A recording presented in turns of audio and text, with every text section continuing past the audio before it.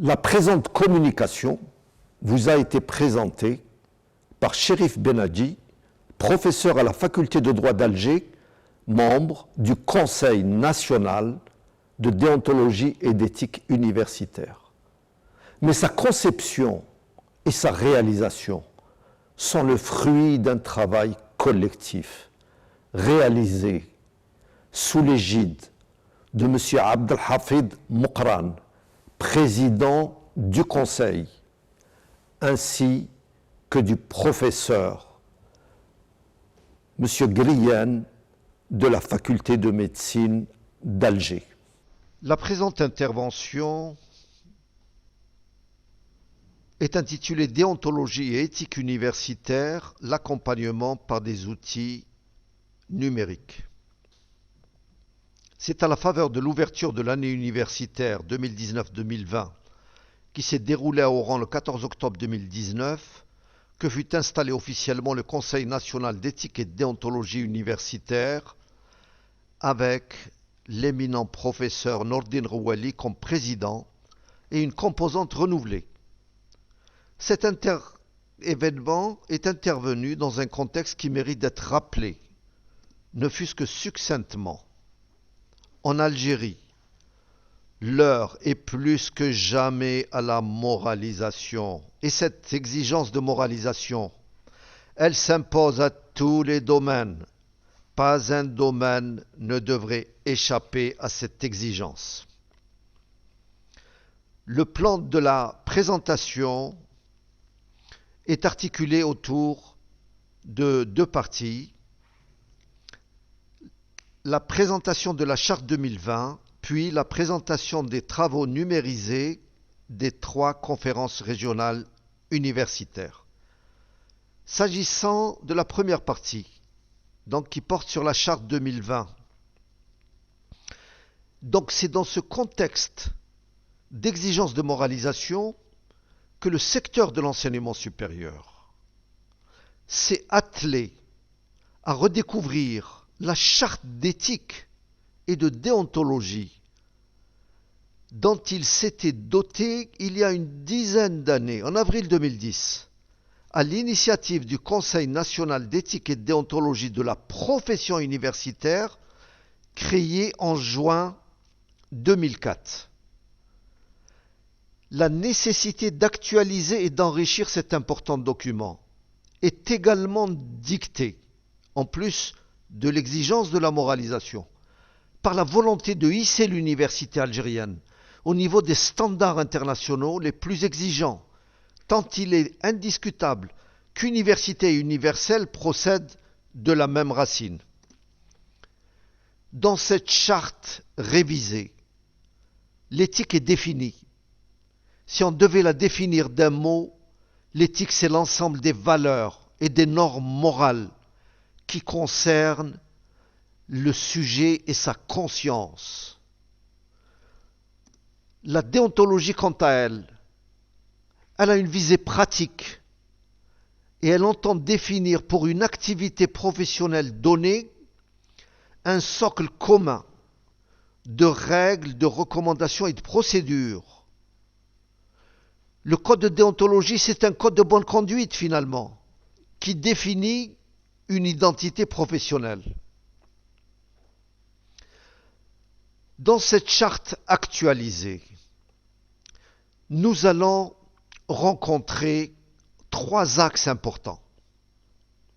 Le premier concerne les fondements éthiques. Le deuxième, ce sont les règles déontologiques.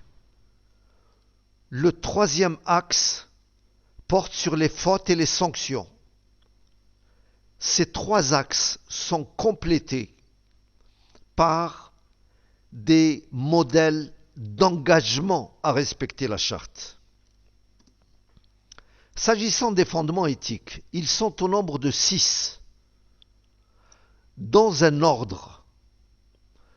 Le premier de ces fondements est constitué par les libertés académiques.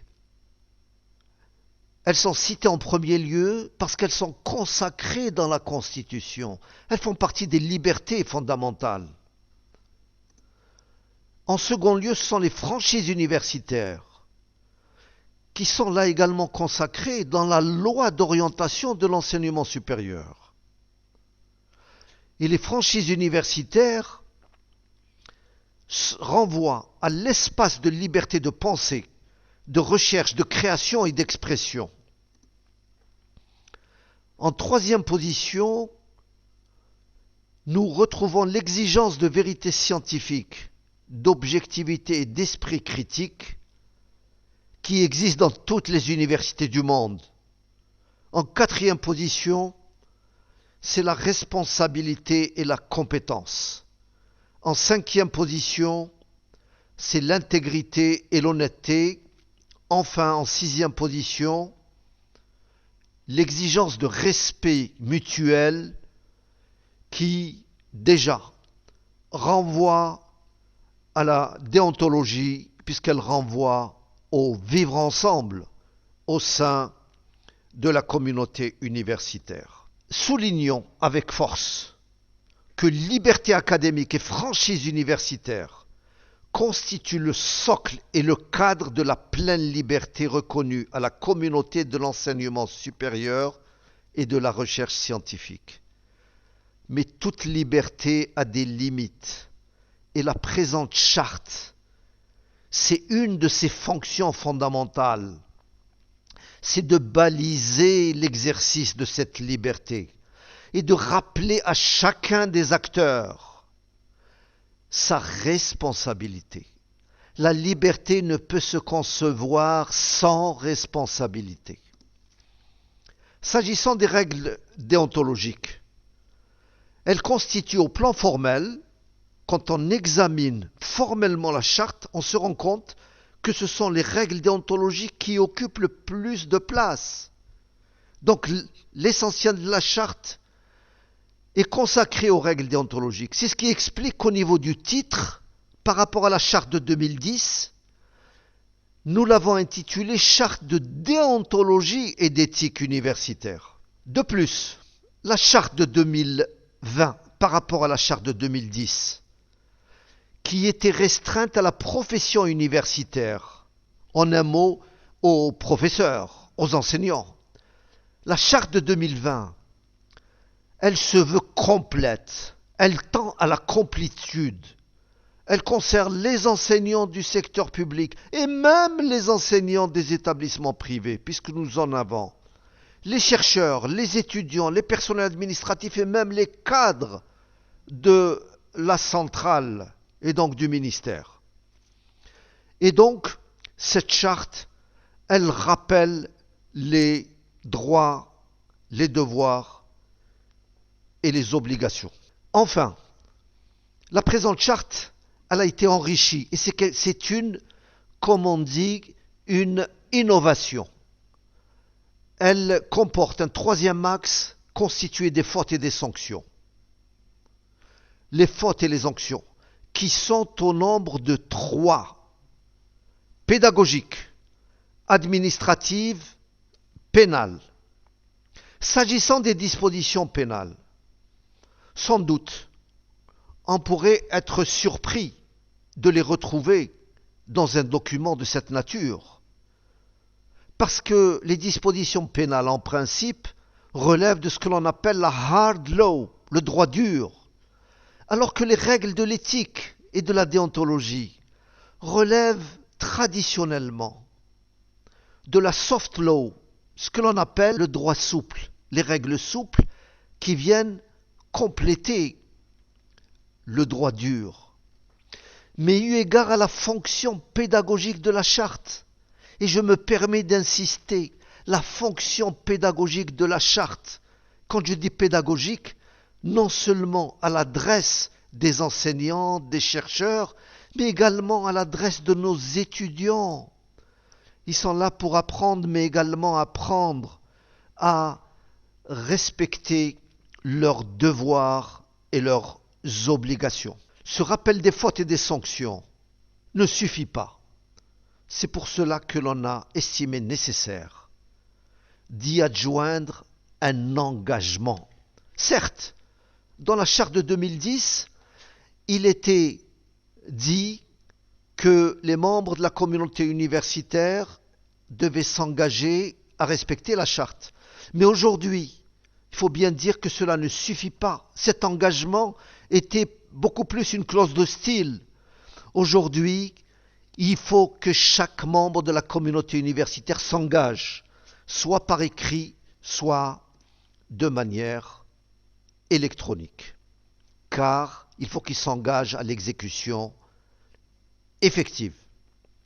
Autant dire, en résumé, que la charte, finalement, elle participe d'une démarche d'armement ou de réarmement éthique, moral et professionnel, pour mettre un terme et prévenir les dysfonctionnements qui peuvent intervenir ou qui ont pu gêner le fonctionnement de notre université.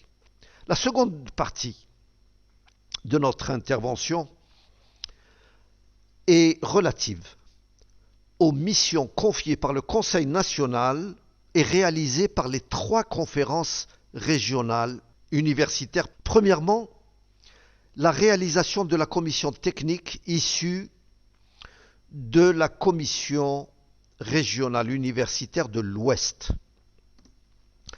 Ce qui est intéressant, c'est que un énorme travail a été réalisé en matière d'appropriation des textes réglementaires, aussi bien par les étudiants que par les enseignants, au moyen d'une méthode ludique. Dans ce cadre, a été élaborée et concrétisée une application mobile sous Android avec des applications aussi bien en format PDF, en format PPS ou en format web. S'agissant de la commission technique de la conférence régionale Centre, là, il leur a été demandé de concevoir et d'élaborer des cours en distanciel sur la déontologie et l'éthique, aussi bien à l'adresse des étudiants de première année de licence, toutes licences confondues. Et là, a été élaboré un cours sur les notions élémentaires de déontologie et d'éthique. De la même manière, un cours en 3e année de licence.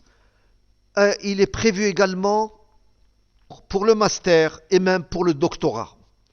Enfin, les réalisations de la commission technique issue de la conférence régionale de l'Est.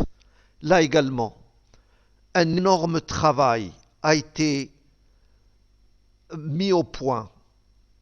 Thème qui nous préoccupe, qui constitue une problématique difficile à laquelle se heurte notre université. C'est le phénomène du plagiat. Pour le prévenir et le supprimer. Là, la commission technique de la conférence régionale Est a mis au point, à l'instar de la commission régionale de l'Ouest, une application mobile sur Android qui permet une connaissance des règles devant prévenir et lutter contre le plagiat. En plus de cette application, il y a même un guide qui devrait expliciter les dispositions de l'important arrêté ministériel relatif au plagiat qui a été adopté en 2016. Merci pour votre aimable attention.